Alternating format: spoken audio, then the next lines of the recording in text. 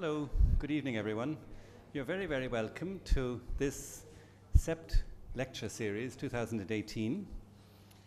CEPT is committed not only to promoting excellence across 5 faculties, but also celebrating and sharing what it is to be a professional. And so all of you students, that is, have come to commit to a particular professional course of study. And in the context of studio and classroom, you learn and you're given challenges and you're exposed to what it is that each of these particular faculties represent. What's vital to understand is the transition from being a student to becoming a professional. And what does it mean to be a professional? And that's what your collective aim is to get into the professional world. So what we're going to be doing over the course of time through these exhibitions at the library and through lectures is demonstrating the importance of what it is to be a professional. And fundamentally, a professional is someone who makes choices, who commits at some point in terms of a process to delivering. So at the level of being a student, you may speculate, you may wonder, but as a professional, at some point you make a choice. And it's this capacity to make choices that is a key in the process of being a professional. So without further ado, I'm going to introduce our speaker, who you've all been introduced to by his exhibition, which you've seen yesterday, hopefully, most of you. And if you haven't seen it, please, it's there for the rest of the month into the end of October. We have Stephane Paumier of SPA Design, Stephane Paumier Architects in Delhi. So he's going to present his thinking behind what you've seen and what it is for him to be a professional. So I'll let him introduce himself and his process. I think that's much better. Thank you very much for coming, and he will present his work, and if we can generate some kind of discussion afterwards, let's see how you want to interact. All right, thank you very much. Stephane.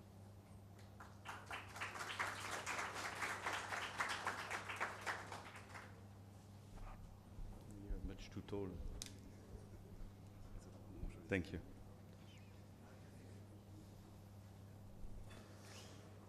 So good evening, everyone.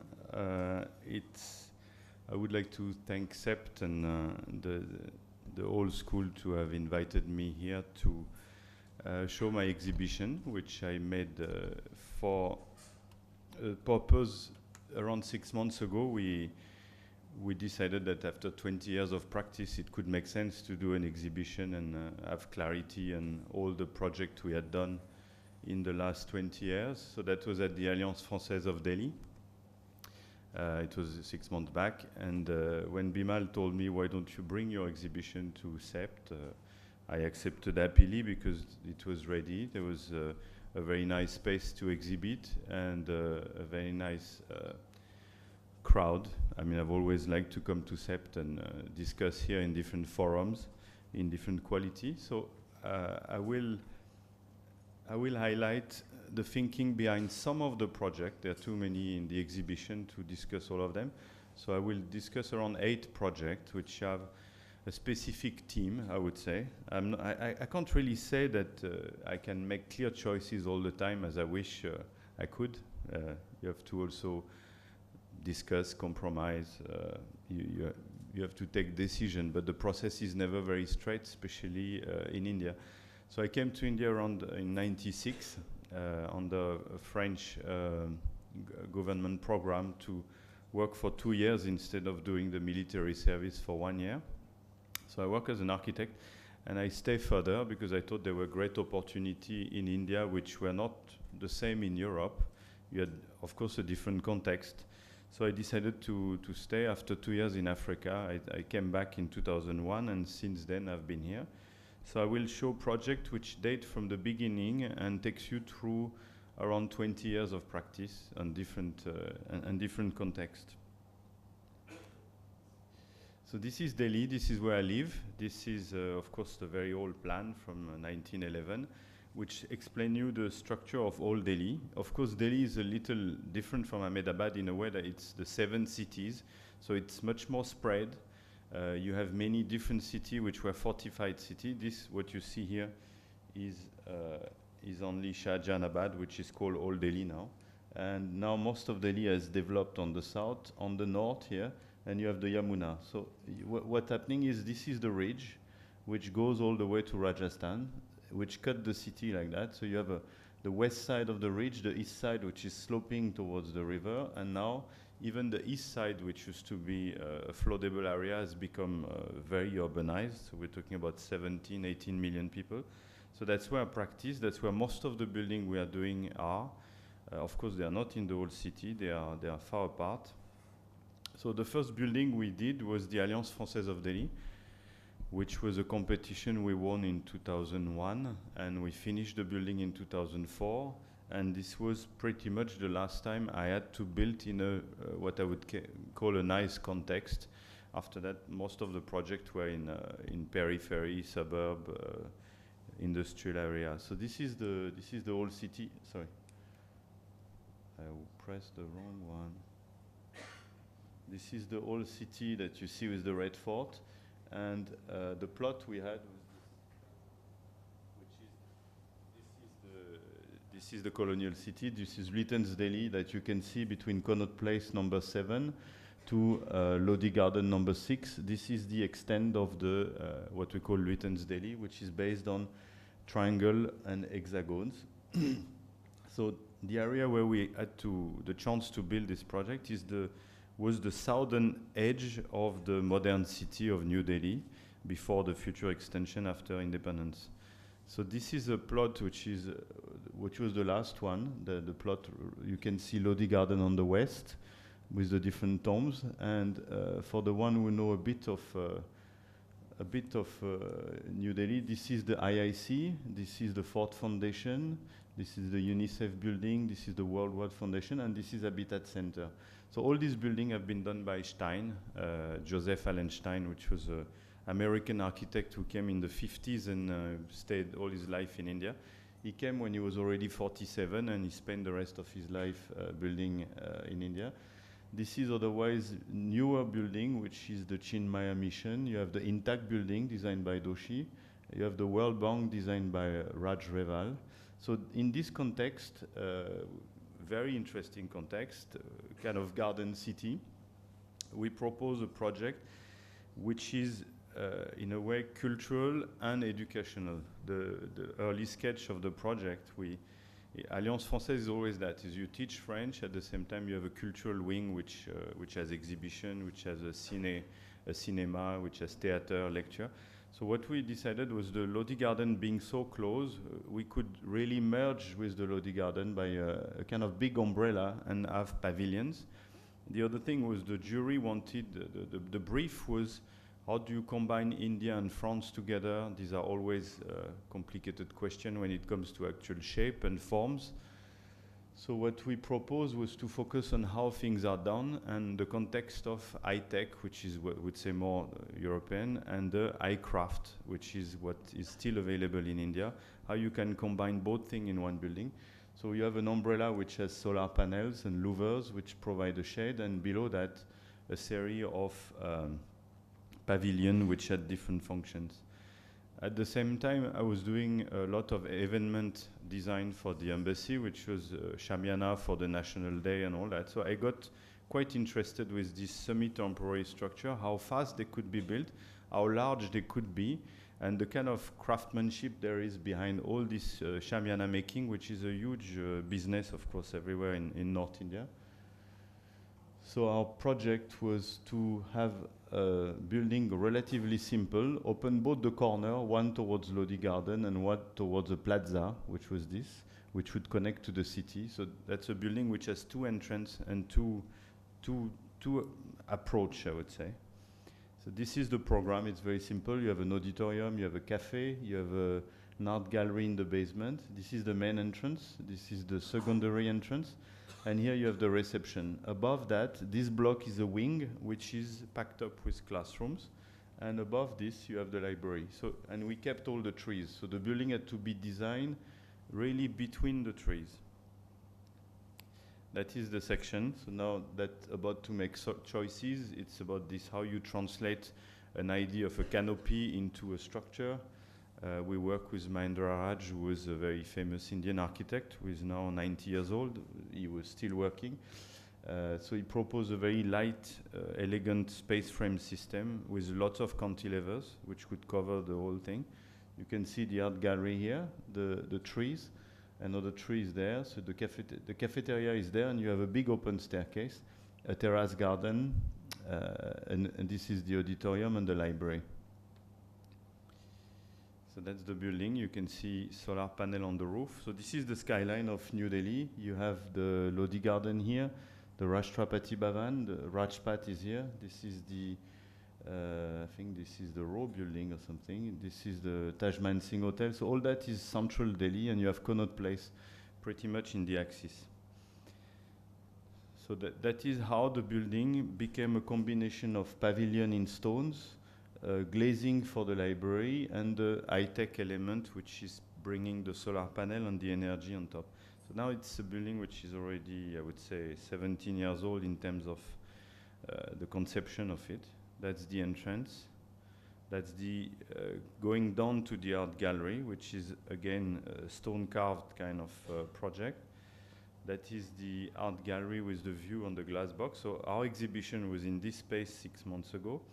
And here with Mahendraj, he proposed a system of coffer slab, which was, again, my first, I would say, initiation to prefabrications, because these are done with, like, baquettes.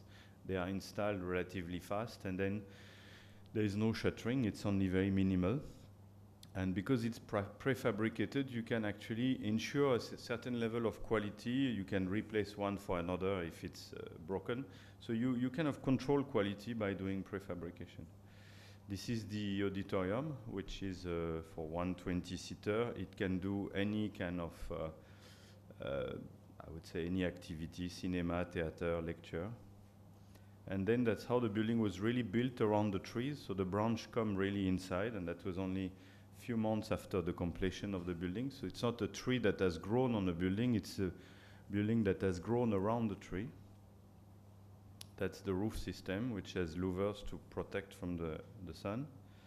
And this is the latest renovation, which we finished last year, where we've removed the louver and we've increased the solar panel capacity, but these are not add-ups that you put at the end. These are part of the design, I would say.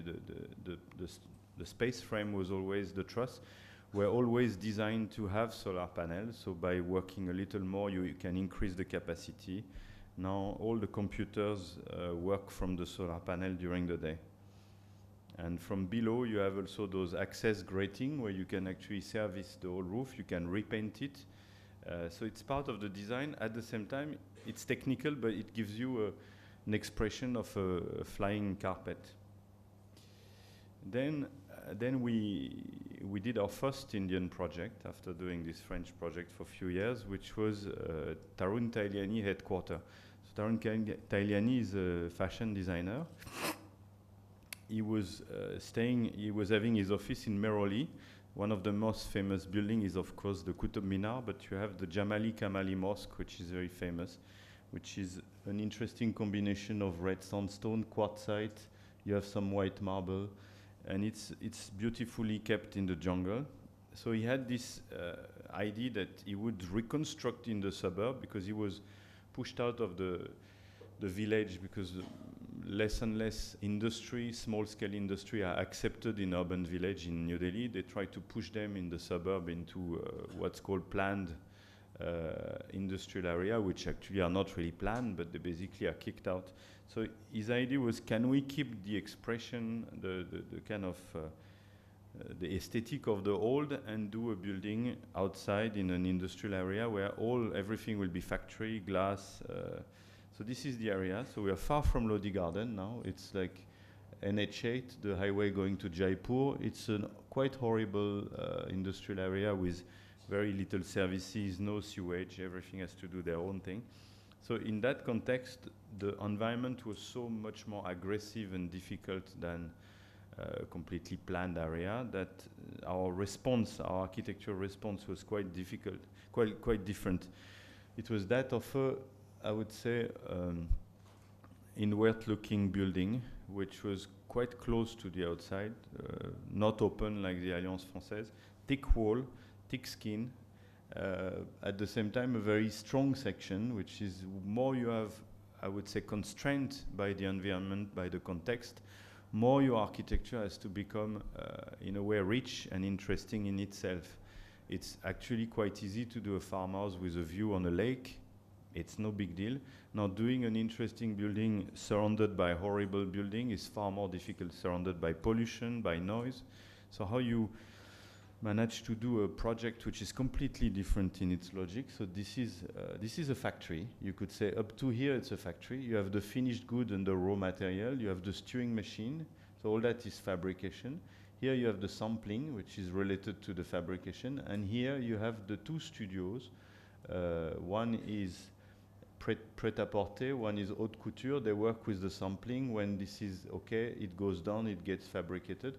On top, you have the executive offices, the showroom, and perpendicularly, you can see it in the model, it's the studio of Tarun, who sits on top, and you have a garden there on the roof with a skylight. So everybody benefits from natural light. You almost don't need to switch on any light during the day. This is the long section which explains the factory process, the sampling, and then you have a kind of farmhouse with a garden on top of the factory, which also bring light downstairs. So this is the building which also, you could say, is the initial of the company or the designer. It has a huge vault, so it becomes like a temple to fashion design. People come here to buy wedding dress, so they are a bit overwhelmed by this kind of monolithic monster. This is the entrance, the face. So all that was done in exposed brick, normal brick, exposed concrete, a very economical building, even though it's pure workmanship because there's nothing expensive in the materiality. And inside, it could really be something else than a factory. It could really be like a museum, but this is the reception, and behind that you have all the sewing machines. So you can see the process as you come to order anything. And this is the view from the back where you see all the sewing machine in that kind of big nef, which bring light inside. It's a view from the back. And on top you have the showroom, which is done with the same material. So it's not really a problem of spending money. If you design a good structure, if it's well thought of and you can integrate services and all that, you don't need file ceiling. So this project doesn't have file ceiling. The mirrors are made of plaster. The floor is a cheap carpet. So there's nothing expensive except maybe that chandelier, which makes suddenly a project which is a factory look like an expensive showroom. And what I want to take you through also is the process of construction, because in India you cannot leave the process of construction to contractors. It's too much in your domain, and also they are not well trained enough, and they don't have the technology, and they may not have the knowledge to tell you what is the best technology. So it's more a negotiation between you, your structural engineer, your other engineer, the MEP engineer, and the contractor, to be able to impose some technical choice to him instead of waiting for the structural engineer or the contractor to give you a solution. So, but that means you've got to go in the process yourself. You've got to do this mushroom column. You've got to test them. You've got to, of course, get them designed, and then you have to design the shuttering. So this is the shuttering of the same mushroom. All that is the process of making.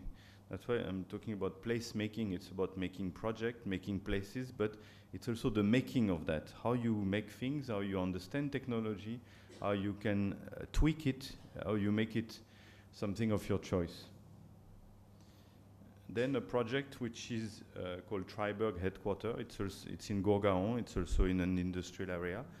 So we got banished there after the Alliance Francaise, and because all the new projects in Delhi stupidly happen in the periphery. The center doesn't really move. The trees are growing, but except that, all the change is actually in the suburb.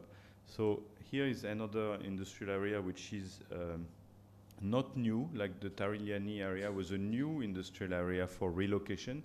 This is an old industrial area which is getting redeveloped for IT building. They move from factory to office building, basically. And they give more FAR or FSI for buildings which are changing from industrial, because, of course, a service building is more valuable for a city than a factory that makes nails. So here, the idea came from those exploration. I've been traveling in India a lot, of the stepwell. The stepwell is a linear construction you must have seen in Ahmedabad, which has a very interesting particularity. Is you get two vanishing points, one which is at your eye level and one which goes down the step. And what is fascinating is at every floor you go down or up, the same things repeat itself. You always have minimum 2 viewpoints, sometimes more when you cross, but it's a fascinating system which doesn't really exist in other building. It's quite rare. So I had the idea, how can you use that typology, that particularity, and make a modern construction out of it? If you see the section, it's a linear space in plan as well as in section, but you can understand that every time you go one step down, you always have 2 viewpoints which keep changing. So we decided that why not inverting that section, not make a fake. The idea was not to make a fake stepwell, but to get inspired by the space of it, the quality of the space instead of the form or the sculpture. So this is the area. Again, it's a complete, I would say it's a complete industrial area. The building is there. We have a chance to have a relatively empty plot with an old factory at the back. This is the front. And that building takes a shape which is like a snake. So it turns like this. But what we took from the stepwell is the transparency between this block to this block to this block to this block. So these are all fully glazed meeting room. This is the lobby. So you can have a view across the building, a very fantastic transparency across the building. And when you see it in section, that transparency is diagonal. So from the lobby, you can see to one double-height veranda, another one, and then you can see the sky. So there is a big diagonal here and a big perspective at your eye level. Then the shape of the building is also interesting because the center is relatively empty, but this is very full on the sides because these are the work units, which are, it's not a factory, it's an office building, which work for, it's like a big buying agent for garments, for all type of garments. So they all work in units. So instead of doing a large building where everybody is open space, there was a kind of suggestion in the program that it's more an accumulation of units than a large building, because you need segregation between those different brands who do different things. They don't want to copy on each other. So how you make that typology into a structural system, into a usage of space. So that's how the building looks. It's like an inverted stepwell, as if we had taken the foundation and we had turned it upside down. This is the lobby. You can see through the building there, and when you get inside, you can see the diagonal. So you can see these are just garments and storage and merchandising office. There's also a design office in these rooms. This is the front courtyard when you arrive. This is the lobby. There was also a strong emphasis on terrace garden. It's a green building, so it has a relatively heavy structure which keep it relatively cool. So, and you must have noticed the brick vault. So we have different types of brick vault, which are either bridges. This one is the only one like that, which is called a Bengali vault. It has 2 radius of curvature. And then the idea that inside that space, which is cumulating offices left and right, you have a kind of kaleidoscope, like with the glass and the brick and everything bounce back. You are inside a kind of reflective kaleidoscope, which is going up and down, which is going sideways. So it's very interesting for people who work in this building because they suddenly see their colleague. They are not inside a space among computer and chairs. They are inside a unit and they look at the courtyard, and across the courtyard there is someone else. So that creates this inhabited stepwell, which I would say is a interesting and a new typology for the typology of work, like office office building in India are quite catastrophic if you see the quality of work, the repetitiveness, there are certain of them are more like poultry farm than space for human. So this is the double height space. You can see the meeting room. So they are transparent and you can see those big veranda. And from the back, now I'm on the last terrace, you can see the lobby. So what's important about making presentation and concept is that at the end it should work. So what we say, what we design in plan, you have to verify it through models, and of course it has to be verified when the building is done. It's not like you can mess up the angle and nobody sees anything. So this is important that you visually verify every time that the intuition you had, the means you put in place to achieve that kind of perspective of something is something you can verify when it's done. Now, about making, again, it's very important. That building is very complicated to build. It's not an easy flat slab or system like that. It's completely artisanal. So we had to develop with the contractor a system of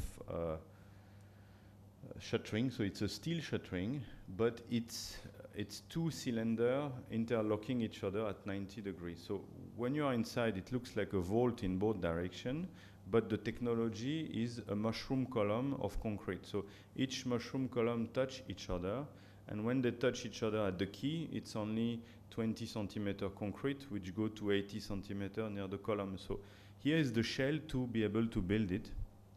So that is something that no contractor will design for you. You'll have to do it, you'll have to sit with them, you'll have to make mock-ups, you'll have to change them. That requires a client who is relatively flexible and a good contractor who is also willing to experiment. Then when the shuttering is there, we had to put tiles, which then get stuck to the ceiling. So those tiles are laid with some spacing, so spacer and plastic spacer that are removed after, but that allows you to place them. After that, you put a bit of concrete, then you put the reinforcement of the big mushroom column, and then you pour concrete on that, and what you get is a kind of completely finished ceiling, which is with inlay of tiles, which are non-structural. They are just here for decoration. In the basement, we didn't use tile. These are pure concrete. But that gives you the idea that you're in a vaulted brick environment, while actually the technology you use is normal concrete, normal reinforcement, but it's only in the design that you can tweak something. And of course, in that, you don't need false ceiling, you don't need all the decorative part. It's a crafted structure instead of a structure that you start decorating after. So when we talk about craft, which is always a big subject in School of Architecture, it's important to understand an architect doesn't do craft when the building is finished. The craft has to come within the fabrication of pretty much everything that goes into the building. So you need to know your building in detail. You need to know the material that are used, the quantity. You need to be able to influence all that. I think it's very important because India has maybe some problem, but it has a lot of freedom for architects. You can influence specification, you can influence details. Not everything is in a code and you have to follow a code. There's lots of way around that you can craft everything you do. Now, this is a competition which is, unfortunately, we lost in 2011 or 2012, but that's it's to show you the spread of things that can be done. We got invited for a competition for IIM Udaipur. So this is the city of Udaipur with the two lakes with a connecting arm. And around 20 kilometers south is a wonderful area which got allocated to IIM Udaipur, which is like this. So on one side, you're on top of the hill, the highway is there, Udaipur is in this direction. You got this huge piece of land which is very arid, very dry, and after maybe 500 meters, from the other side, what you see is that kind of canyon, which is a very beautiful piece of landscape where it's all dried up, but during the monsoon it can raise very fast, and that's the only source of supply. This area doesn't have borewell, it's too accidented to have water supply, would like a tube light water supply. So the first thing to do was to create kind of permanent water at site so that you could do borewell in the waterbed, in the riverbed, and you could have permanent water supply. So our first idea, there was an island in the middle of the site, was to create the birth of the institution around the river. It was important to us that in the context of Udaipur, that the birth of the project could be that island in the middle and the connecting bridge between two sides. It has two sides completely cut by a canyon. So how could you bring all these institutions around, bridge them, create the kind of birth of the campus from the river, which is the story of Udaipur. So then we look at references. How can you use the typology of the Kund, which is the typology of the retaining wall and how it moves? How can you use that to create a kind of modern campus? Of course, they were very happy to use all the stone at site, because for a building of that scale, you need lots of stone, lots of material. So as much as the same stone could be quarried at site and reused in the building was seen as positive. And then we came out with this idea of a vertical staircase, which would have all the classrooms, the auditorium, the lecture hall, which would be the first element of the connection. And then the idea of the Kund and the retaining wall become the expression of that. So you're not working with a facade full of window like Shimla or Mussoorie, but you are working with retaining wall which are opaque, because what you do is to open the side and not the front. You don't give the view to one office, you give a diagonal view or a perpendicular view to everybody. So this is the big plan. That's 300 acres, it's huge. What we decided is the island will become the library. That was the teaching facility in red. In yellow, the housing for the faculty, which were two, three-story villas with duplex. And this would be the student life with a possible extension and the sport facility. So within that linearity, you could bridge the teacher to the institute, the student to the institute. Now what we wanted to do here, the idea was, let's not do another IIM where you have IIM Ahmedabad 1 and 2. We wanted to create the genesis of the project so it could extend on its own side without breaking the unity of the campus. So that was the image and the sketch of the project, view from the student going up like this. The model. So these are projects which cannot be done without topographical model because they are too large, they are too complex. You need to really understand every slope, everything to be able to plan. So this is the heart of the project, the library, the bridge, the classrooms, the canteen. So a big mess which was with a big elevator so you could see the entire landscape. It was just overlooking the canyon. That's the master plan. And the idea was to be able to build this with a check dam, have a permanent water supply that could be controlled, a bridge, and then from there you could go up. The building was used every time on both sides as an escalator or as a staircase. That's unfortunately a lost competition, and Doshi's office has won it. Now, a project which is in Faridabad, it's close to Delhi. It's a large school where we explored a precast system and repetitivity. A lot of the school which have between 5 and 7 I would say section per class become very large project. So how you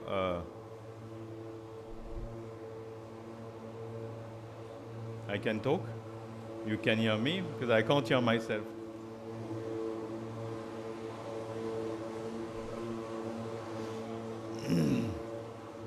So this is a longish plot which is around 15 acres, which got divided by a road, and all that is one single school for around 3,000 kids. What was planned to orient the project with a bridge that could connect the junior school to the senior school and the nursery school, which is a separate and much smaller. Now here you will see it's a completely urban project. It doesn't have a site which is as rich as the IIM Udaipur project, but there are lots of elements that we took from that lost competition and could reinterpret into a school building on flat land. It's not because the site is not rich that you have to give up and make a block. You can still, actually you should think more. The moment the site is really without any feature, that's when your brain should activate much more, because nothing is natural. Everything is artificial, everything has to be thought of from the beginning. So here, there was one single constraint which forced us to do a linear building, was the fact that they wanted a football field with a 400 running meter track. Now, if you ever design that, it's very large. It doesn't look very large, but it's actually a big constraint in a plot which is stopped here, because that's a green belt. So the plot is this much, so that forced us to do a kind of L-shaped building that was a linear and a relatively thin building. It's not like broad, or it doesn't have courtyards. So that was one constraint.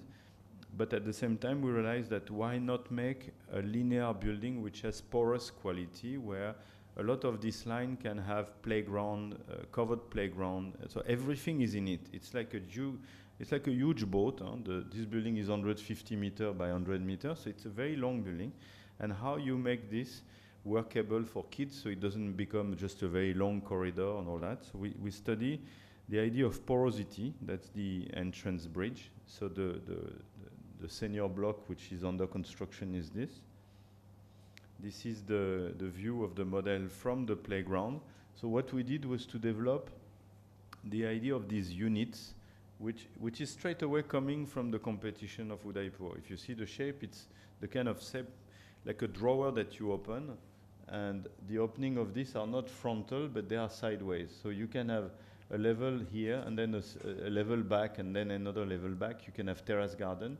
So what happened in this project is the first floor is the main floor. It's not the ground floor. I think the idea that ground floor always have to be the most important is not that of a great idea, because most of the time you don't have a good view, and if you have something like a football field, the first floor becomes far more interesting to view the match, to see a bit far, especially for kids.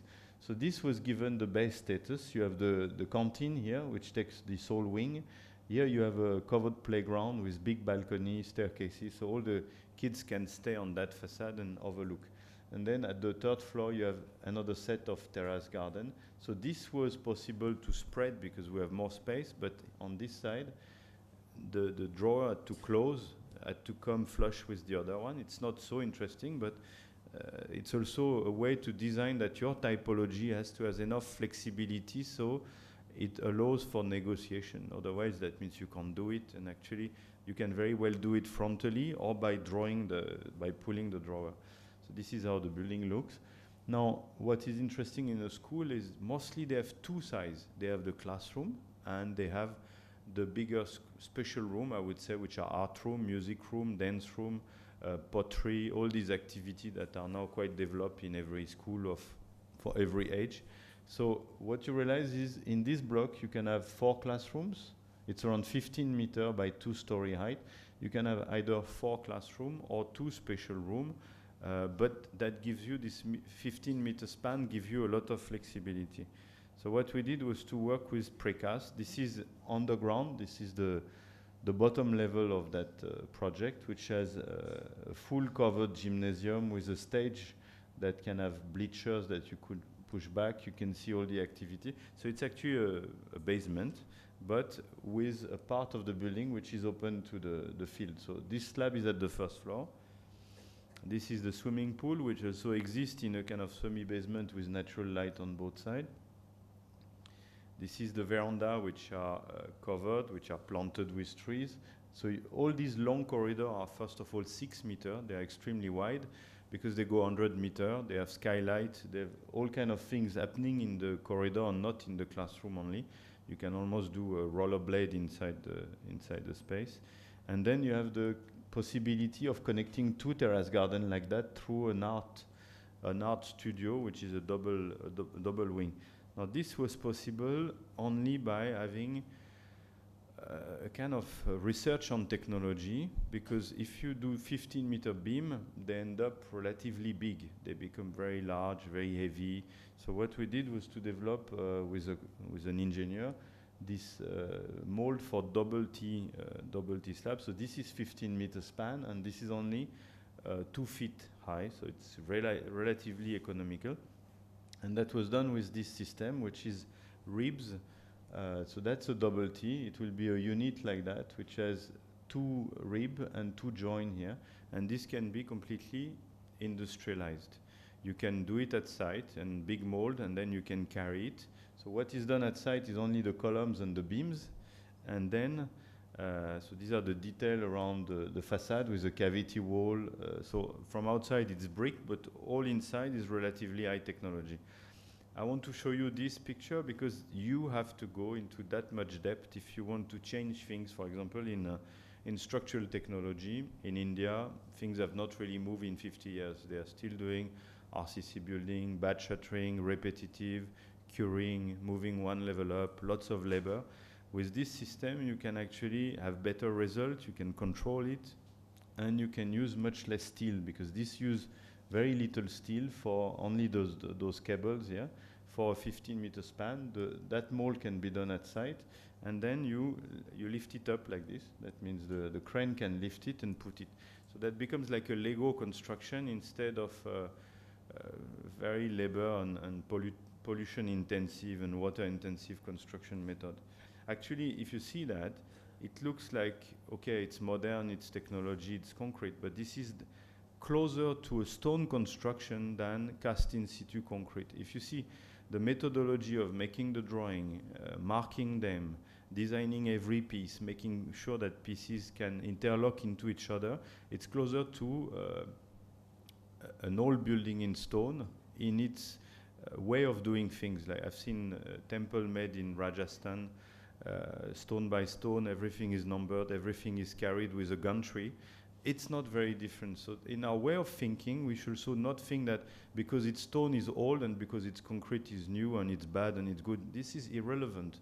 What's more interesting is what it can achieve, what is the performance, what are we looking at, what is the aesthetic at the end. So if you see the way it's done, it's like this. Those are cast in situ, and then those big slabs are taken by the crane, so you can go relatively fast, and again you can have lots of finesse in the member. It can become very slim. It doesn't use much steel, and this is where high technology can be used.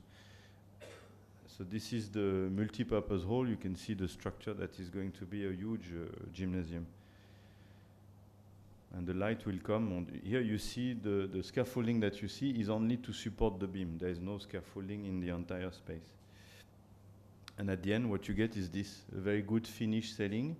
If you leave reservation, you can put your cable tray, all your services. So everything is thought of as a system. Then you tweak the system. You should not be kind of driven by the system and forced to do a stupid industrial building. You have to know the system and know where you can vary, when you can bring some variation, when you can have the overall idea of it. But the finishes is better than any exposed concrete done in situ, because it's better. The mold is better. It's reused many times, but it can get buffed, and the more it's used, the better it is. So that's the building from outside. You can see the big ramp where the students come there and they go straight to the first floor, which is where the main distribution happen. The ground floor is mostly for administration and medical room and all that. Now, we don't do many houses, but that's one of the only house we've done in 20 years, which is interesting because it's a house, but it could also be a museum, or it could be another type of things. So here's a plot which was 30 meter by 30 meter. Again, not interesting at all, very flat in the middle of Coimbatore in a residential area behind big boundary wall. So we thought, okay, it's no point again doing a big glass box overlooking at the neighbors. How can we make that house into a rich internal space? And I'm not talking decoration, I'm talking light, quality of light, views, the space itself. So here we realize that, first of all, it's a family that has a good art collection. sculpture, paintings, everything. So we could use the boundary wall as the projecting area of a sculpture. Like you have this very famous project like the Barcelona Pavilion, where you see the sculpture in the water body with the marble wall at the back. How can you imagine doing that in a garden? So every room, it's also not like a big house. It's a big house, I would say, but it's more like 4 pavilions, 1, 2, 3, 4, which are looking in different directions. So one is looking at that, one is looking at the side wall with the swimming pool, one is looking at the west wall, one is looking at the south for the dining. So when you're in a house, you systematically use what is normally a setback to actually have a view. And I've seen more and more cafes and all that opening in setback, and setback should be used. Actually, setback should disappear. There should be no boundary, and you should have your neighbor there, but that doesn't seem to be ready for this. But at least let's use that as the garden and not a leftover space. So the ground floor looks at sculpture, garden, trees, a much more three-dimensional experience. And the first floor is different. It looks at a picture light. So it seems to have glazing and a view, but actually the view is pretty much obstructed by a hanging wall, and the view is only down to the garden. So you don't see your neighbor. When you're standing in this building, you are like in a closed space with natural light that come inside, and you wonder how it comes inside. It's done like this. Those big screen walls are basically blocking the view except the garden down, and they systematically have this skylight system which have a colored pattern of tiles. So there is these colors. Sorry, I show you. These are the colors. So east is yellow, green is north. You have red and orange for the west. You have yellow for the south. And how does it work? Is the light comes here, the sun comes here. It's colored by tiles, and then it reflects inside. Or it comes here, it reflects a wall that is outside. So these systems are there to color the space. They are a system I've observed in Louis Barragan, which you can also see an artist called Matthias Göritz, who's working with Barragan, into this colored jelly and how they can color the light and radiate into a space. So here you have behind this wall, it's yellow tile. This gray wall is colored in yellow tile. This is also yellow tile. So inside, the whole space gets radiated into a color. Now that works. That's a 1:20 model, a study model. We did it for all the colors which are inside. And then you have to make sure that it works. So it works, like the sun hits the yellow. Even the gray color of the concrete gets radiated into yellow. Not throughout the day, only when the sun hits directly there. If the sun goes the other side, the wall turns into gray. So it makes it like a cosmic house, where as the sun moves during the day, suddenly one room gets radiated, then it moves to another room, to another room.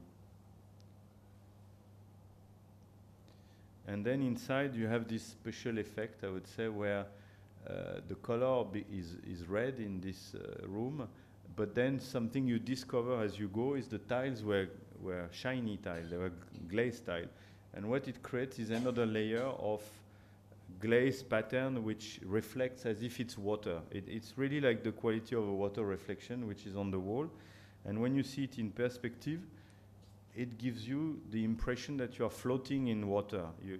You're looking like you're swimming in a swimming pool, and you have this ray of light coming. So it becomes a very abstract, almost a mystical experience.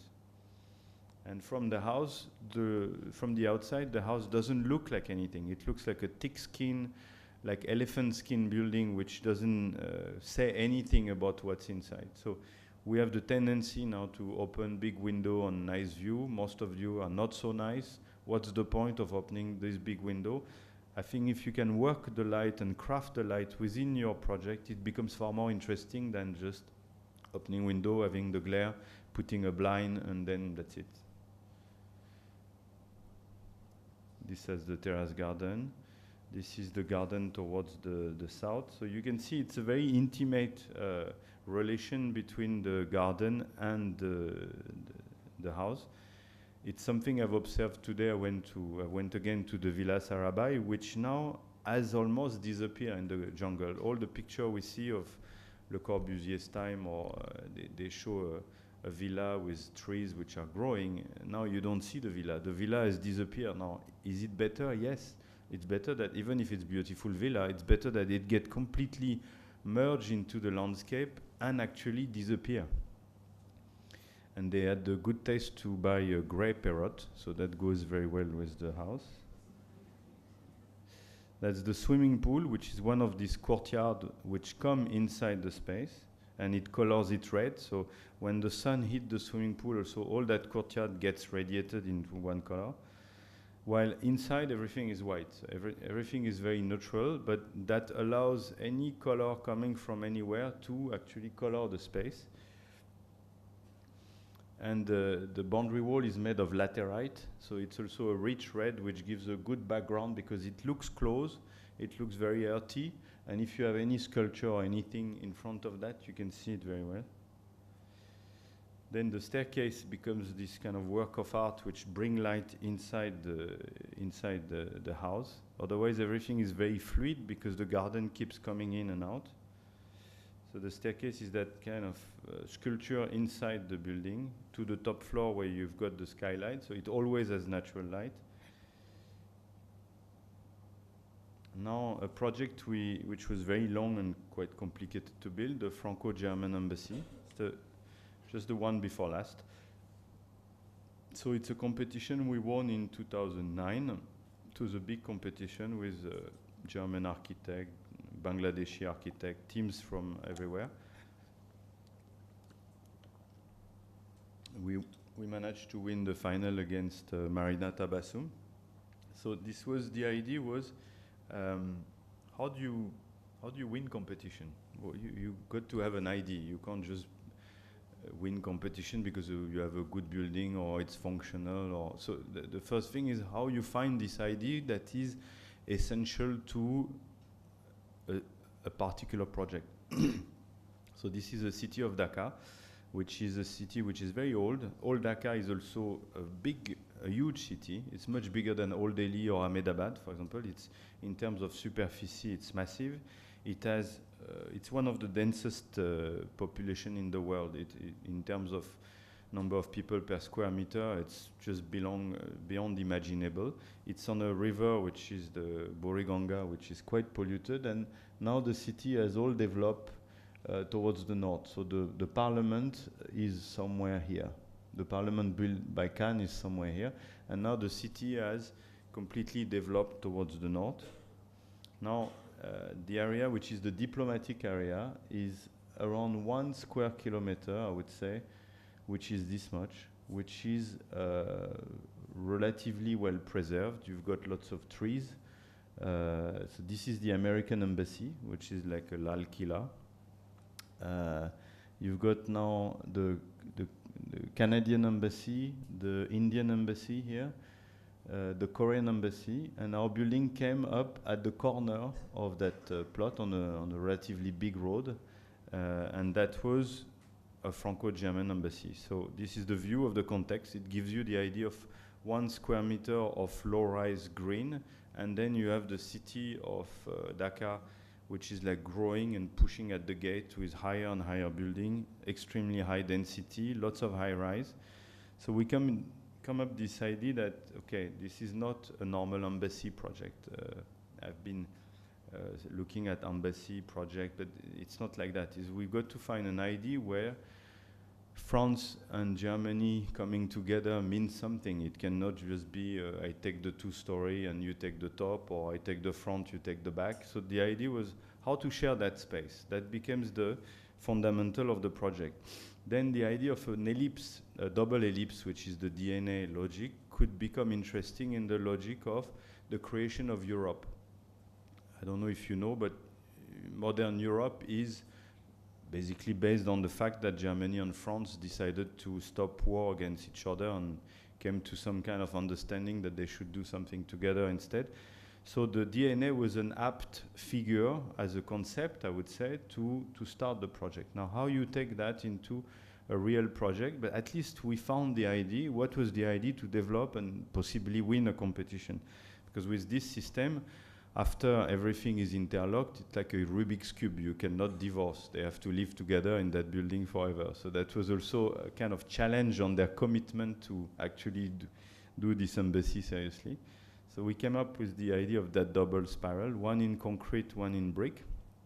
Why? Because Northern Europe, which I would associate with Germany, is much more based on the tradition of bricks, while South Europe, France, Spain, Italy is much more the tradition of stone, and in the 20th century of concrete. So those bricks are concrete brick, they are gray. Now, designing an embassy today is a little bit like designing a high security jail. It means it's not for people not to go out, it's for people not to get in. So it looks much more like a fortress if you look at the layer of protection of a medieval fortress. So you have a first layer, which is the boundary wall, which is supposed to stop people from jumping and coming. That is okay, that everybody has one now, that seems to be the new fashion everywhere. But then you have relatively heavy control of the entry. One is the main entrance, where the cars are stuck between two gates, you have to control them. One is the visa, people who are asking for visa who have to be controlled. And for example, they enter there, they go there, they take the ramp. Every time they're in a space where they cannot see where they are going. So that is the complete, I would say, antipode. The modern architecture teach you a relative clarity of space. Here is much more a medieval space. It's like a space where you never know where you are, because the idea is if someone was running with a Kalashnikov, he should not know where to shoot. He should always have to look around, and that will delay the process. So what goes into the head of people who plan embassy, I mean, the client first, the security service, is not a normal project. The level of constraint goes against your natural understanding of what architecture should be. So you have a high level of protection and access, and then you have another thing, which is the bomb blast. So the big problem of the embassy is they don't want to break if there's a big bomb blast on the road. So around these two roads here, the main building, which has the diplomat, should be in the center, and it should be distant of 25 meters, so that if there's a bomb blast, the building is not immediately closed because of the blow impacted on the building. So these are the kind of constraint. Either you go far, or those two buildings which are touching the road, they are very horizontal. So the shape of the building became de facto a kind of medieval castle, where you are low at this level, and then the tower is high, but it's far. So these are things that you will not come with a design like that. It's not what you would do, I would say, naturally.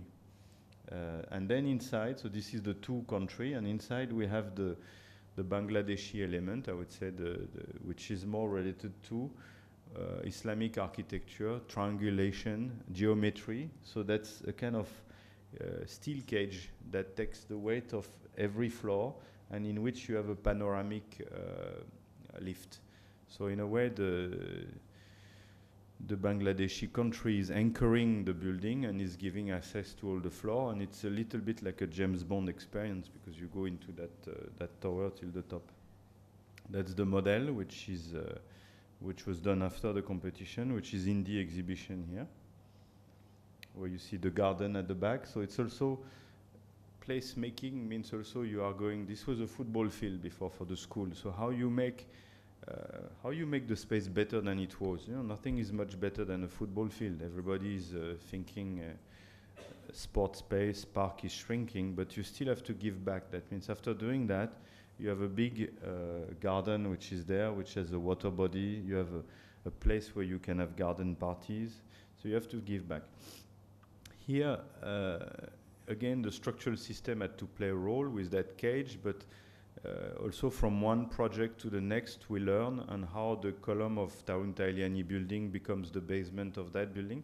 That is part of what you develop as an architect over the years, is without repeating yourself, you have to find always the best technology, the best reference that you can use from one project to another. You cannot every time reinvent, you don't have time. So you have to feed yourself with a level of information, with knowledge of technology, knowledge of typology, and how you can move on and reuse this technology. So that's the basement parking, but that could be a museum.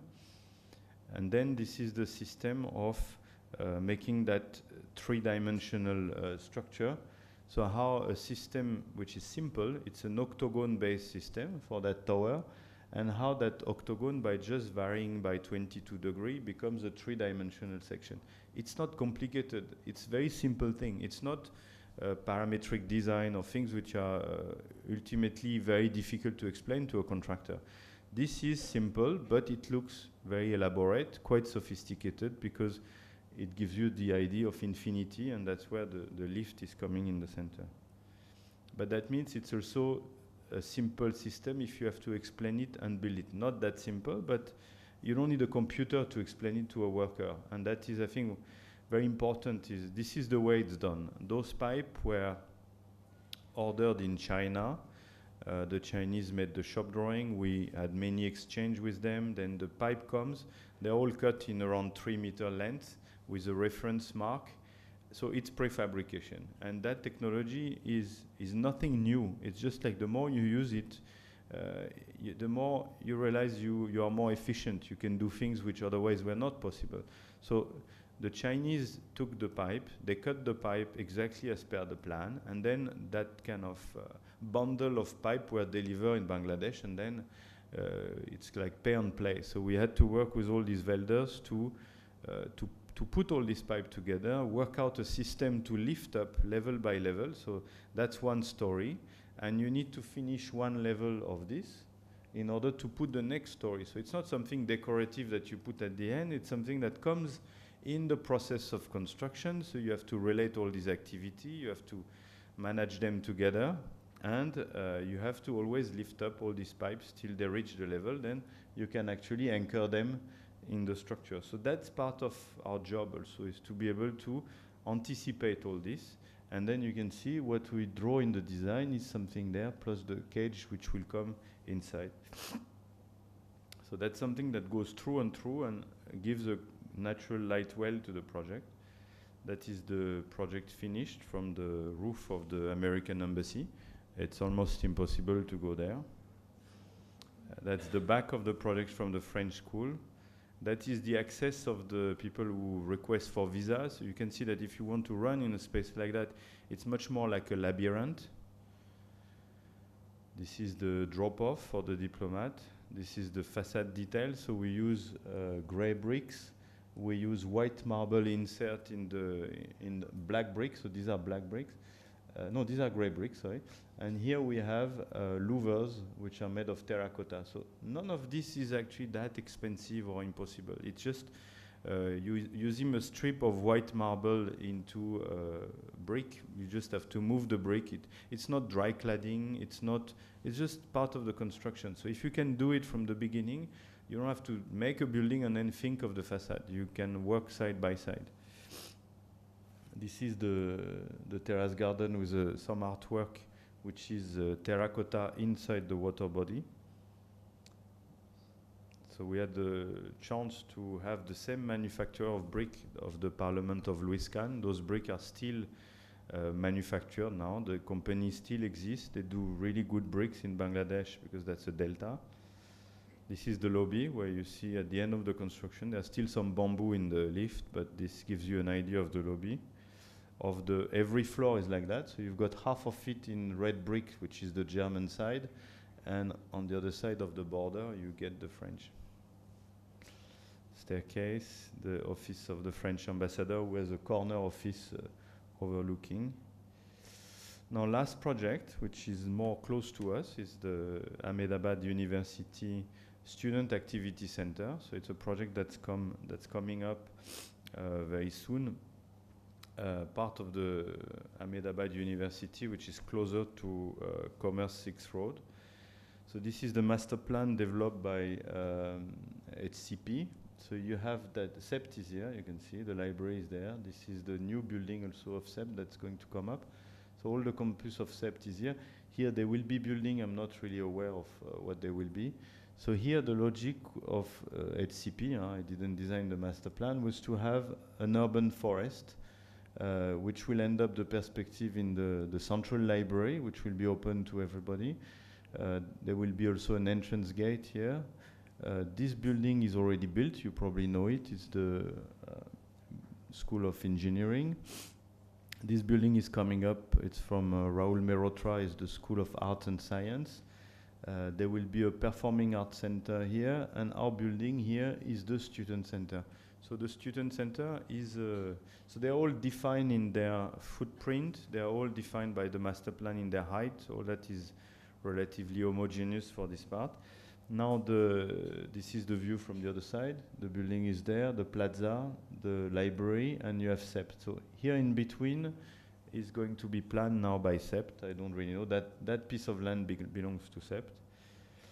Now, the advantage of this building over a teaching building is it's for the student, but not during their working time. It's what they do outside, and it's a very nice brief because it's what we realize is Ahmedabad University has class in the morning, it has class in the afternoon, the students live far sometime.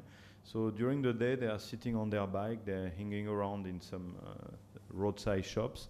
So how to give them a slightly better space where they can be air conditioned, they can read book, they can check their mail, they can do all the things that everybody does. So the brief is this. First of all, there will be an underground parking because it's badly needed in a way that more and more surface of the park, of the garden is used as parking, which frankly it should not.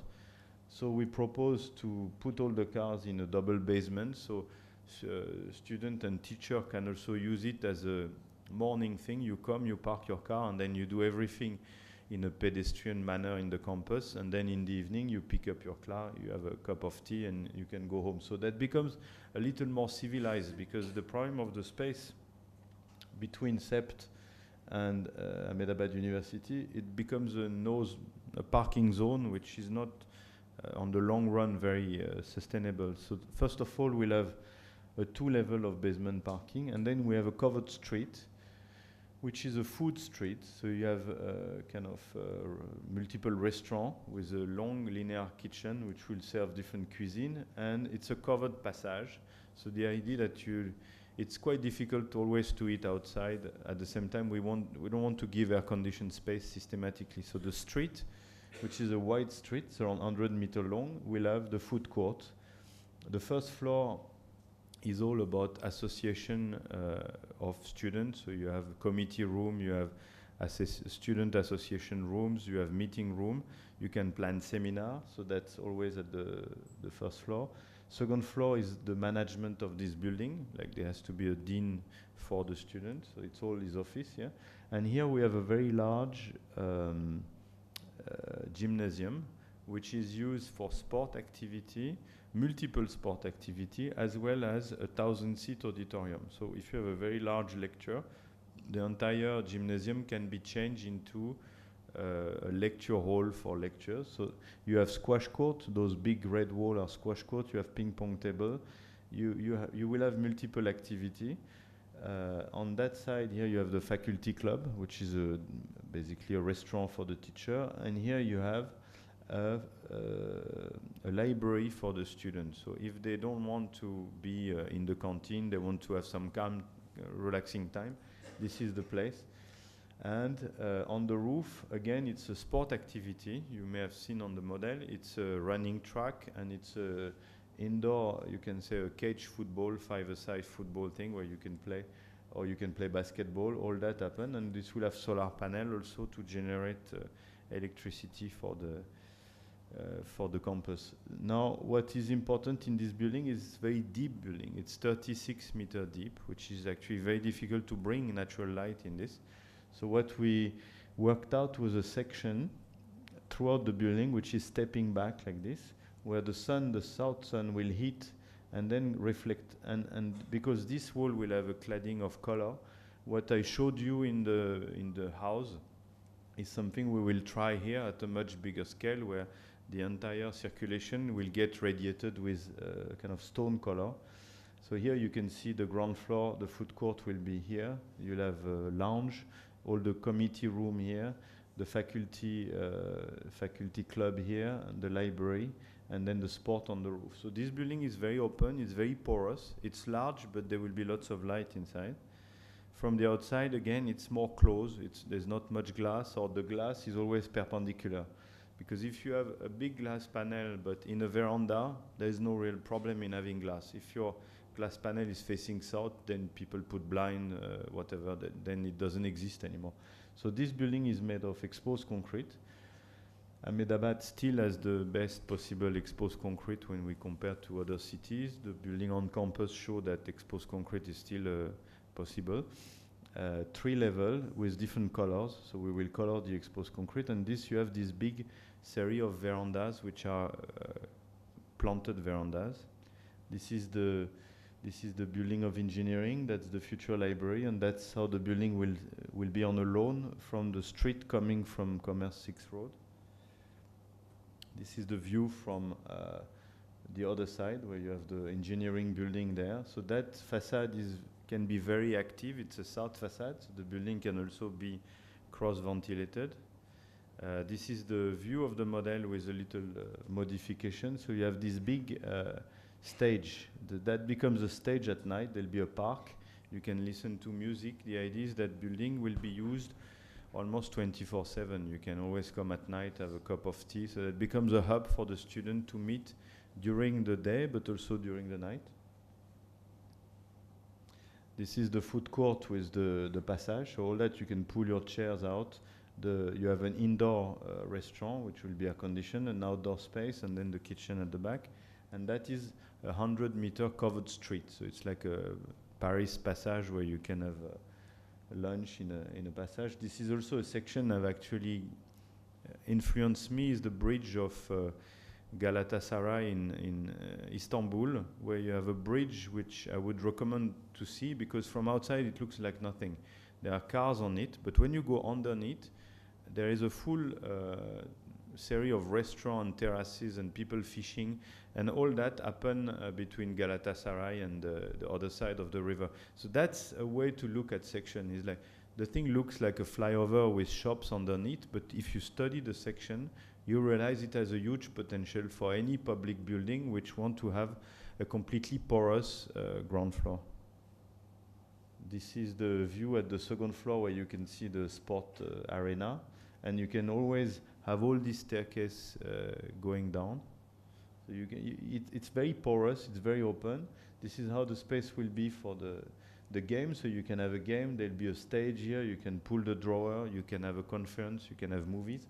So this whole space is around enough for 1,000 people sitting. And at night, it can become a full entertainment space, because we'll have a stage, like a permanent stage actually will be part of the building, and that can be an outdoor auditorium where people can sit in the park. There can be music, there can be easy projection on the concrete wall from the other building, so you can actually animate all this urban forest into a regular entertainment place for the student. Thank you very much.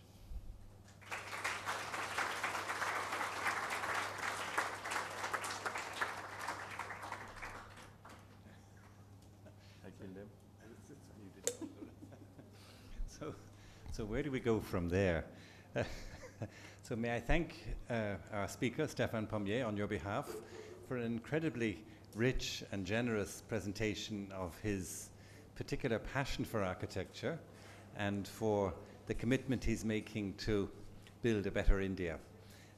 Just as they're running out the door, we want to wish the Cornell students farewell, thanking them first of all for coming and enjoying the rest of their time in Ahmedabad in India. So for the rest of you who are here, who are not running back to Cornell, just to see how do we start to process and generate a response to what Stephane has given us. If anyone wants to reflect a little bit on what they've seen, anything arising out of processes he's connected with, materials, his engagement with place, with a brief. There was clearly a very wide range of types of problems. Perhaps one thing he didn't dwell on was the engagement with client and the extent to which a brief is a process in itself also. So clearly we've seen a response, but for all this to happen, there would have been a very particular engagement with each project and with client. So maybe that's something worth looking at as well. So anyway, opening it out to anyone who wants to say anything. If any faculty want to comment on how students may observe and dwell on what he said. Any student who wants to say something, you're very welcome. Or do you want to digest that over a cup of tea? Who knows? Any thoughts to share? Any challenges to give to the architect? Obviously, what he's going to do over our wall will be of benefit to us as well, the new student centre. I'm sure there'll be, it's for everyone. So I think that's going to be something we'll benefit from. It's starting in October. You have a puja lined up, yeah? So maybe an 18-month construction period, or, yeah? Good. So those of you who are starting will be able to have the benefit of that. So in the wonderful CEPT tradition, I know there's a lot of interest, but sometimes this comes out over cups of chai at the canteen. So if you're happy to reflect on this, may I, on behalf of the library, who have basically hosted Stephane, on behalf of also all the people who helped to create the exhibition, his own team, Shaili here, who was responsible for being on the ground, coming from Delhi, making sure that it was all perfect, our own workshop, who pitched in and did a wonderful job in presenting it so neatly and efficiently. To thank all them, and thank you for coming. Please go back to the exhibition, reflect on what he's said, maybe learn more by the process of that discussion, and thank you very much.